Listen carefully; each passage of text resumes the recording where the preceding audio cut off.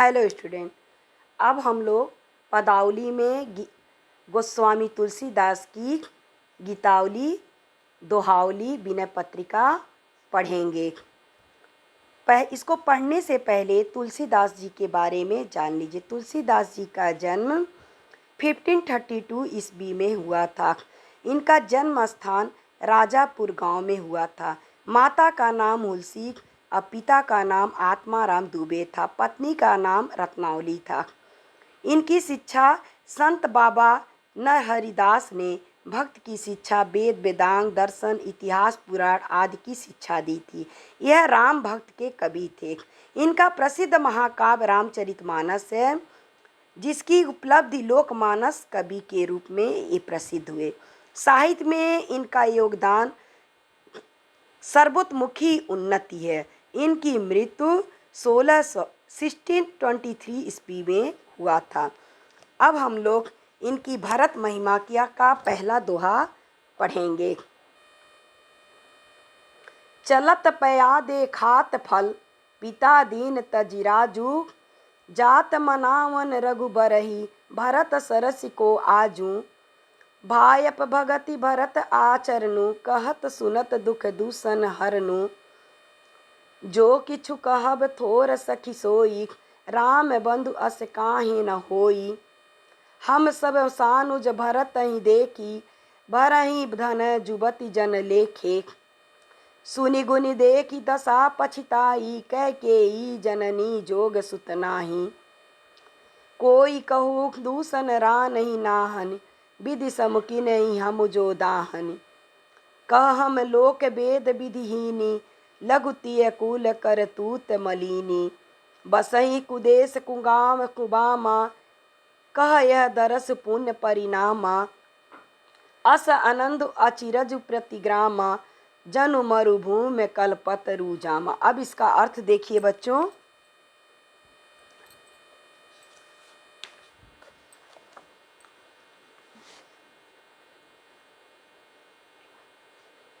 तुलसीदास जी कहते हैं कि ग्रामीण स्त्रियां भरत को जाते हुए देखकर कह रही हैं कि पिता ने भरत को राज्य प्रदान किया जिस पर उनका पूर्ण अधिकार है, किंतु उसका त्याग करके वे पैदल ही चलकर फलाहार करते हुए श्री राम जी को मनाने जा रहे हैं। उनके समान आज कौन है, अर्थात भरत त्यागी हैं। उन्हें राम से प्रेम है एवं सांसारिक विषयों के प्रति विरक्त भी हैं। वनवासिनी स्त्रियां परस्पर वार्तालाप करती हुई कहती हैं कि भरत का आचरण अत्यंत पवित्र है। उनका आचरण भातृत्व भक्ति से भरा हुआ है। उनको कहने और सुनने से ही व्यक्ति के दुख और दोष दूर हो जाते हैं। हे सखी, उनके विषय में जो कुछ और जितना भी कहा जाए वह थोड़ा है। श्री राम जी के भाई भरत जैसा भला कोई और कैसे हो सकता है, अर्थात उनके समान और कोई नहीं हो सकता। हम सब शत्रुघ्न सहित भरत को देखकर धन्य हो गई, अर्थात हमारा यह सौभाग्य है कि हमें उनका दर्शन प्राप्त हो रहा है। इस प्रकार भरत के गुण सुनकर और उनकी दशा देखकर ये पछताती हैं और कहती हैं कि कैकेयी जैसी माता भरत जैसे पुत्र की योग्य नहीं है। कोई स्त्री कहती है इसमें रानी का कोई दोष नहीं है, यह सब तो विधाता ने किया है जो हमारे अनुकूल है, तभी तो हमें इनके दर्शन हुए। यह हमारे लिए बड़े सौभाग्य की बात है, नहीं तो कहाँ हम लोग और वेद की मर्यादा से हीन निम्न कुल में जन्म लेने वाली कर्म से मलिन एवं तुच्छ स्त्रियां हैं, वन में बुरे गांव में निवास करने वाली हैं, और कहाँ यह महान पुष्यों के परिणाम स्वरूप होने वाला उनका पवित्र दर्शन, अर्थात हम जैसी तुच्छ स्त्रियों के लिए उनका दर्शन पाना बड़े सौभाग्य की बात है। ऐसा आनंद और आश्चर्य उस वन्य प्रांत के गांव में हो रहा है। ऐसा प्रतीत होता है मानो रेगिस्तान में कल्प वृक्ष उगाया हो। अगला दोहा देखिए।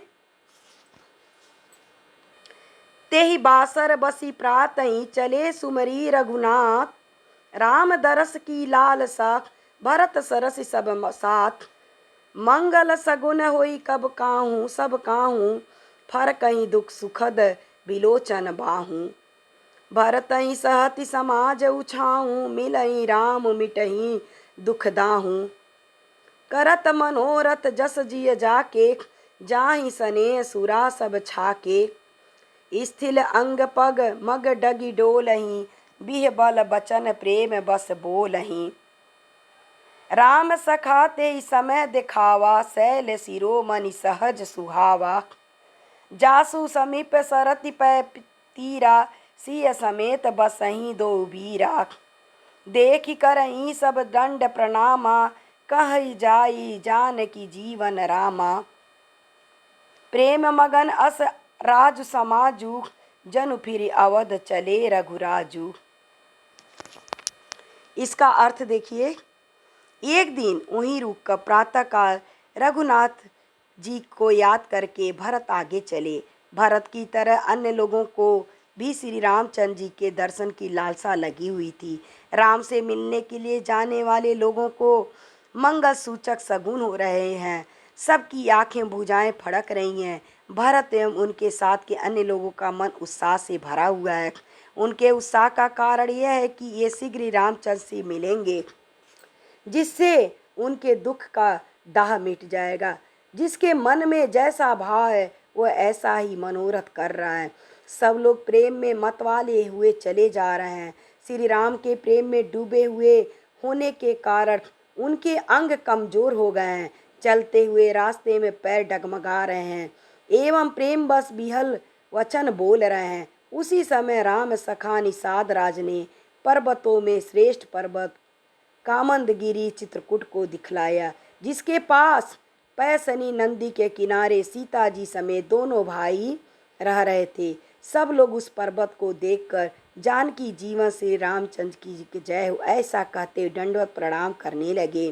राम को अपने समीप जानकर सब लोग प्रेम में ऐसे मगन हो गए जैसे श्री रघुनाथ जी लौटकर अयोध्या आने वाले हों।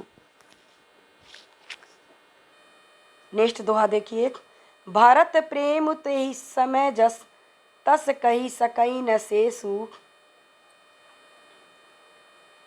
कबही अगम जी में ब्रह्मा सुखु, अह मम मलिन जनेसु।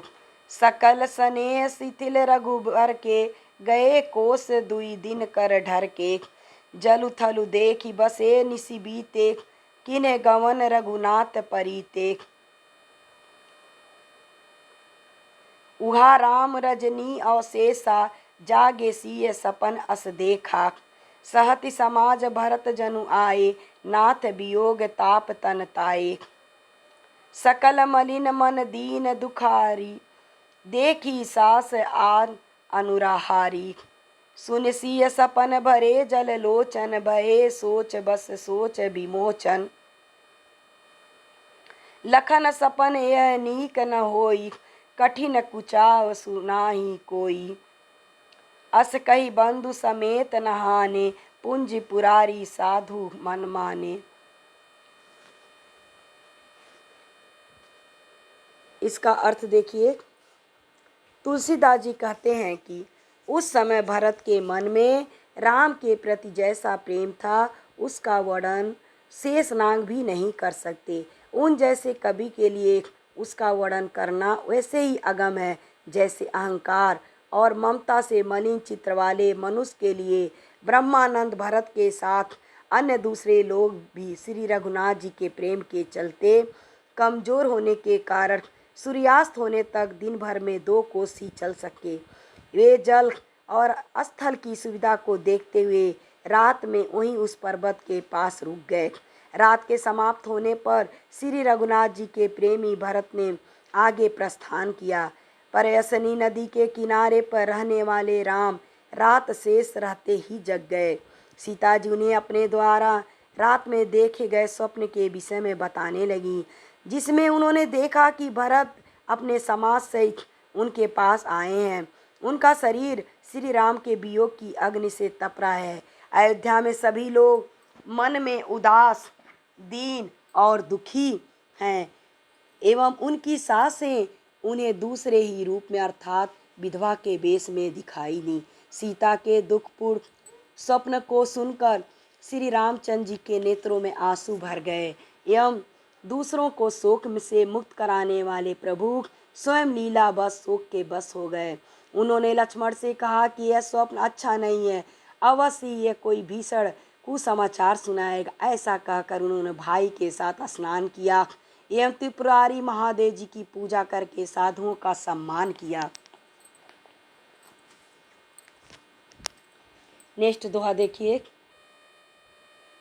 सन्मानी सूर्य मुनि बंदी बैठे उतर दिशि देखत भय, नभ धुरी खग मृग भूरि भागे बिकल प्रभु आश्रम गए।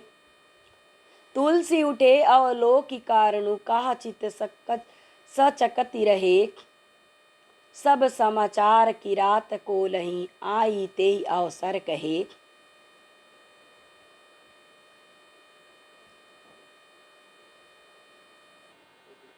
सुनत सुमंगल बैन मन प्रमोद तन पुलक भर, शरद सरोहर नैन तुलसी भरे स्नेह जल।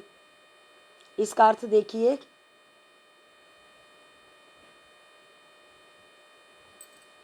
श्री राम जी देवता की पूजा या मुनियों की वंदना करके बैठ गए तथा उत्तर दिशा की ओर देखने लगे। उसी समय आकाश धूल से भर गया एवं बहुत सी पशु पक्षी श्री रामचंद्र जी के आश्रम की ओर भागने लगे। तुलसीदास जी कहते हैं कि प्रभु श्री राम यह देखकर उठे और आश्चर्यचकित होकर सोचने लगे कि इसका क्या कारण है कि रात को उन्होंने श्री राम को आकर सभी समाचार दिए कि भरत सेना एवं अयोध्या वासियों के साथ आ रहे हैं। तुलसीदास जी कहते हैं कि ये सुंदर वचन सुनकर उनके मन में अत्यंत आनंद हुआ, उनका शरीर पुलकित हो उठा। शरद काल के कमल के समान उनके नेत्र प्रेम के आंसुओं से भर गए।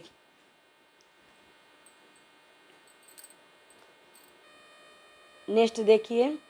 भरत ही होई न राज मद विधि हरि हर पद पाई, कबहू की काजी सिकरनी क्षीर सिंधु बिन साई।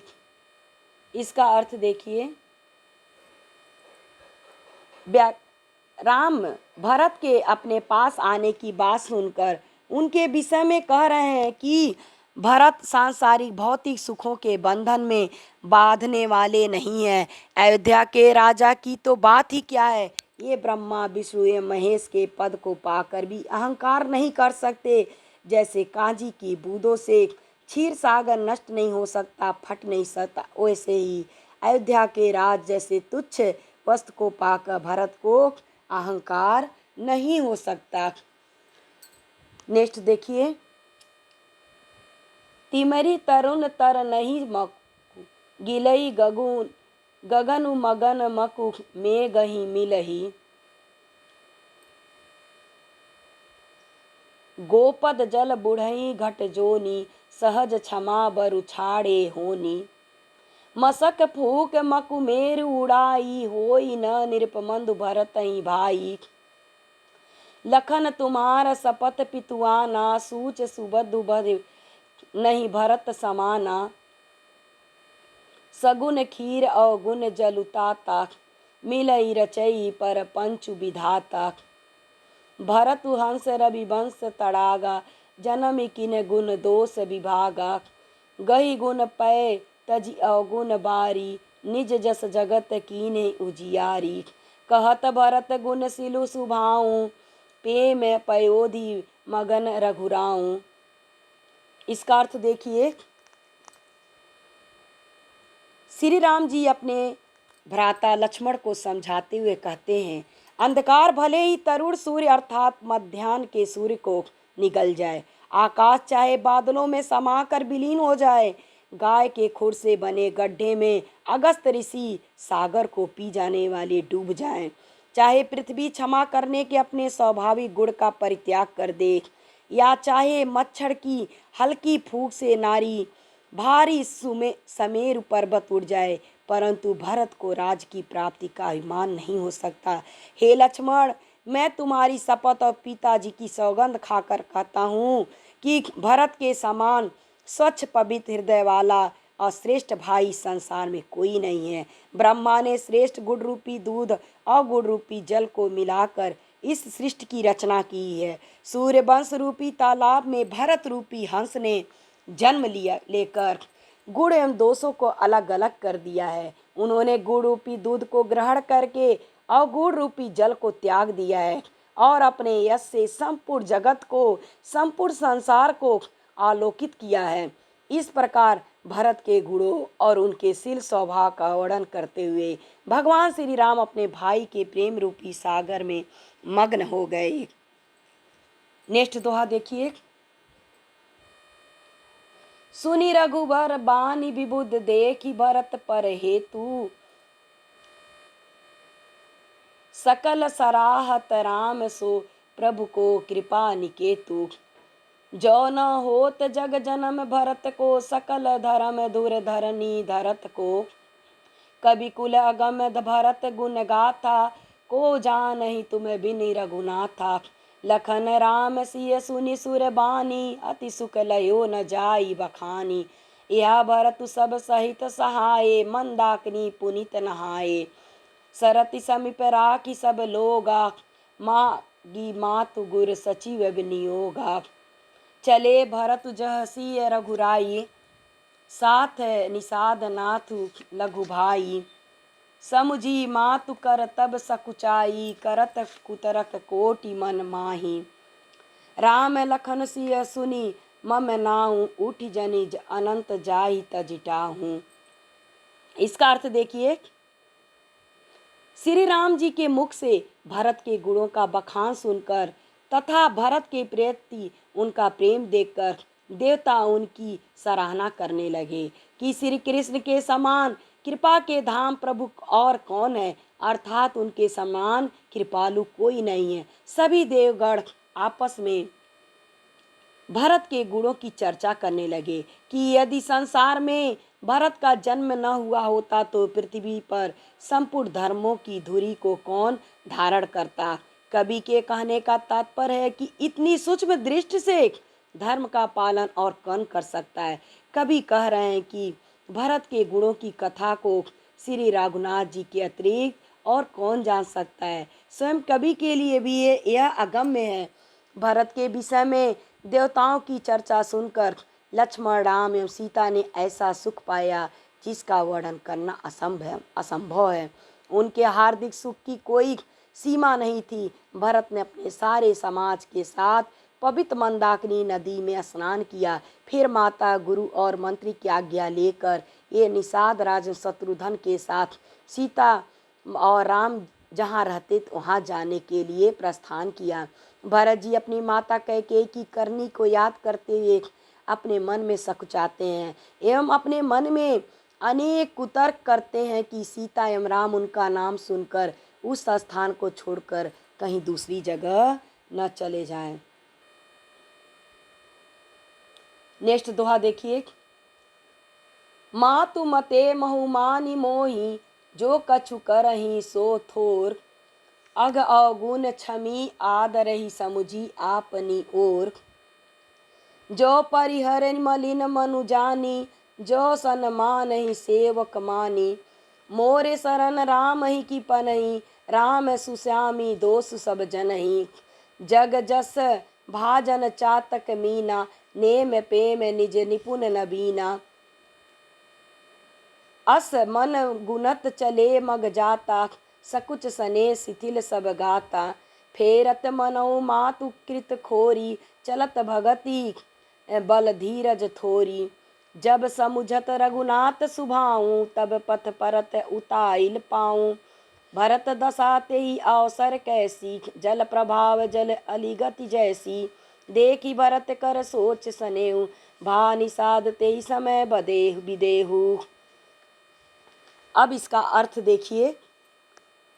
भरत अपने मन में सोचते जाते हैं कि मुझे माता कैकेयी के पक्ष का मान कर श्री राम जी कुछ भी करें या दंड दें वह थोड़ा ही है, किंतु फिर भी मुझे पूर्ण विश्वास है कि ये मुझे अपने पक्ष का मानकर मेरे पापों या गुणों को क्षमा करके मेरा आदर ही करेंगे। श्री राम जी से मिलने के लिए आते समय भरत यह सोच रहे हैं कि चाहे राम मलिन मन जानकर मुझे त्याग दें, चाहे अपना सेवक मानकर मेरा सम्मान करें। मेरे लिए तो श्री राम जी की खड़ाऊं ही सरल है। भरत सोच रहे हैं कि श्री राम जी तो अच्छे स्वामी हैं, दोस्त तो सब दास का है। इस संसार में चातक और मछली यश के पात्र हैं, क्योंकि ये अपने नेम और प्रेम को सदा नए बनाए रखने में कुशल हैं। ये अपने प्रेम का पालन दृढ़ता से करते हैं। ऐसा अपने मन में सोचते हुए आगे बढ़ रहे हैं। संकोच एवं प्रेम से उनके सब अंग स्थिर हो रहे हैं। माता के द्वारा की गई बुराई उन्हें राम से मिलने के लिए आगे बढ़ने से रोकती है, किंतु धीरज की धुरी को धारण करने वाले भरत भक्ति के सहारे आगे बढ़ते जाते हैं। उन्हें अपनी भक्ति पे भरोसा है। उन्हें यह पूर्ण विश्वास है कि श्री राम उन्हें अवश्य स्वीकार करेंगे। जब ये श्री राम जी के स्वभाव के याद करते हैं तो उनके कदम रास्ते में जल्दी जल्दी बढ़ने लगते हैं। तुलसीदास जी कह रहे हैं कि भरत जी की दशा उस समय ऐसी हो गई जैसे जल के प्रभाव में जल के भौरे की गति होती है। भरत की सोच एवं उनका श्री राम के प्रति प्रेम को देखकर निषाद राज अपने शरीर की शुद्ध बुद्ध खो बैठते हैं। नेक्स्ट दोहा देखिए। मेली सपे मेरी पुसूद नहीं, केवटी भेट हूँ राम। भूर भाई भेट भरत लक्ष्मण करत प्रणाम। बेटऊ लखन ललकी लघु भाई, बहुरी निषाद लीन उरलाई। पुनि मुनि गण दुई भाइन बंदे, अभिमत आशीष पाई आनंदे। सानुज भरत उमंग अनुरागा, धरि सिर सिय पद पदम परागा। पुनि पुनि करत प्रणाम उठाए, सिर कर कमल परस बैठाए। सी अशीष दिन मन माई, मगन स्नेह देव सुदिनाही। सब विधि सानुकूल लखी, सीता भे निसोच उर अपडर बीता। को कछु कही न कोई कछु पूछा, प्रेम भरा मन निज गति छूछा। तेहि अवसर केवट धीरज धरी, जोरी पानी बिनमत प्रणाम करती। इसका अर्थ देखिए। भरत से मिलने के बाद लक्ष्मण अपने छोटे भाई शत्रुघ्न से बड़े प्रेम से मिले तथा ये निषाद राज से भी मिले और उन्हें अपने हृदय से लगा लिया। फिर भरत और शत्रुघ्न दोनों भाइयों ने वहां उपस्थित मुनियों को प्रणाम किया एवं उनसे इच्छित आशीर्वाद पाकर आनंदित हुए। अपने छोटे भाई शत्रुघ्न सहित भरत अत्यंत प्रेम के साथ उमंग कर सीता जी के चरण कमलों की धूल सिर पर लगाकर उन्हें बार बार प्रणाम करने लगे। सीता जी ने उन्हें उठाकर उनके सिर को अपने कर कमलों से स्पर्श करके अर्थात उन्हें आशीर्वाद देकर उन दोनों को प्रेम से बैठाया। सीता जी को अपने देह की सुध बुध नहीं, क्योंकि ये उनके स्नेह में मग्न हैं, इसलिए उन्होंने उन दोनों को मन ही मन आशीर्वाद दिया। सीता जी को सब प्रकार से अपने अनुकूल देखकर भरत संशय रहित हो गए एवं उनके मन की आशंका दूर हो गई। ये निश्चिंत हो गए कि सीता जी एवं श्री राम जी उनसे क्रोधित नहीं है। उस प्रेममय वातावरण में सर्वत्र निस्तब्धता छाई हुई है। कोई न तो कुछ बोल रहा है और न कोई कुछ पूछ रहा है। सबके मन प्रेम से परिपूर्ण है एवं वो अपनी गति से खाली हैं। उस समय निषाद राज धीरज धारण करके एक हाथ जोड़कर श्री राम को प्रणाम करके उनसे विनती करने लगे। नेक्स्ट दोहा देखिए। नाथ नाथ मुनि नाथ के, मातु सकल पुर लोक। सेवक सेनप सचिव सब आए बिकल वियोग। सील सिंधु सुनी गुर आगउनु, सिय समीप राखे रिपुद बनु। चले सबेग राम तेहि काला, धीर धर्म दुर दीन दयाला। गुरहि देख सानुज अनुरागे, दंड प्रणाम करन प्रभु लागे। मुनिवर धाई ली उरलाई, प्रेम उमगी भेट दो भाई। प्रेम पुलक केवट कही नामु, किन दूर ते दंड प्रणामु। राम सखा ऋषि बरबस बेटा, जनु मई लूटत स्नेह समेटा। रघुपति भगति सुमंगल मूला, नभ सारहि सूर बरसहि फूला। एहि सम निपट नीच को नाही, बड़ वशिष्ठ सम को जग माही।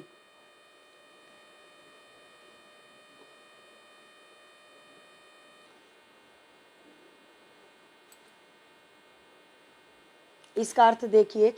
निषाद राज ने श्री राम से विनती की, हे नाथ, मुनि वशिष्ठ जी के साथ माताएं, नगर निवासी, सेवक, सेनापति, मंत्री आदि आपके वियोग से व्याकुल होकर आए।